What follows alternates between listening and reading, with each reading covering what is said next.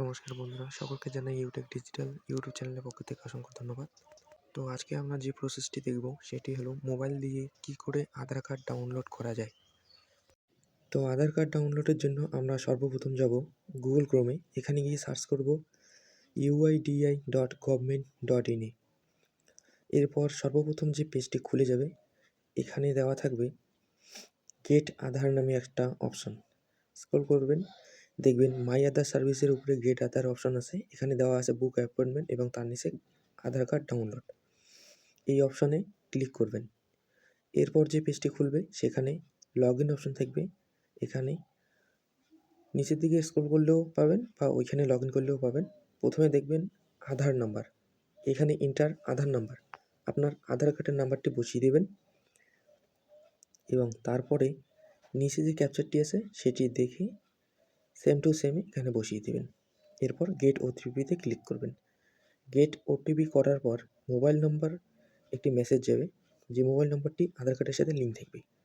সেই মেসেজে একটি ওটিপি যাবে এবং 6 সংখ্যার সেই ওটিপিটি এখানে দেখে দেখে সেম বসিয়ে দিবেন। ওটিপিটি বসা হয়ে গেলে লগ ইন অপশনে ক্লিক করবেন। এরপর আপনার সেই আধার কার্ডের অপশনটি খুলে যাবে। এখানে দেওয়া থাকবে ডাউনলোড আধার। এই ডাউনলোড আধারে ক্লিক করবেন। এরপর আপনার আধার কার্ডটি এখানে শো হয়ে যাবে। স্ক্রল করে নিচের দিকে যাবেন, যাওয়ার পর ডাউনলোড অপশন একটা থাকবে, এখান থেকে আপনার কার্ডটি ডাউনলোড করে নেবেন। এখানে আমি প্রাইভেসির জন্য ব্লার করে দিয়েছি।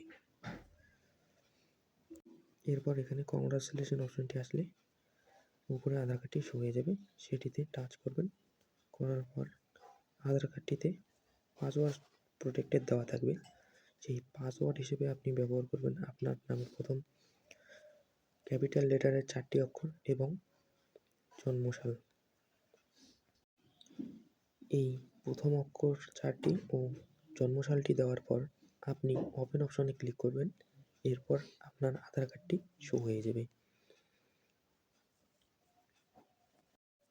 তো বন্ধুরা, এই ছিল আধার কার্ড ডাউনলোডের প্রসেস। ভিডিওটি ভালো লাগলে লাইক, কমেন্ট অ্যান্ড শেয়ার করবেন, আর সাথে আমাদের চ্যানেলটি সাবস্ক্রাইব করতে ভুলবেন না। ধন্যবাদ।